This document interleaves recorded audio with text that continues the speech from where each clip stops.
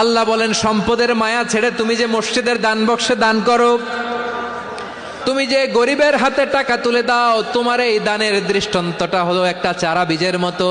যেই চারা বীজ মাটিতে রোপণ করে দিলে 60টা শীষ গজায়, প্রতি শীষে হয় শত শস্য দানা। আল্লাহ যারে চায় তেমনি বাড়িয়ে দেয়, তিনি যাকে মন চায় তাকে প্রাচুর্যতা দেয়। সুবহানাল্লাহ, ওয়াসিউন আলিম। আপনি যে দান করেন এটার দৃষ্টান্ত চারা বীজের মতো, রোপণ করে দিলে এক বীজ থেকে 60টা শীষ গজায়, প্রতি শীষে থাকে শত শস্য দানা, 100 করে শস্য দানা, 700টা। তাহলে দিলে বাড়ায় দেয় কে? আল্লাহ বলে, এই বনি আদম আনফিক উনফিক আলাই, তুমি দাও আমি তোমারে দেব। এখন আপনি না দিলে আল্লাহ আপনারে দিবে?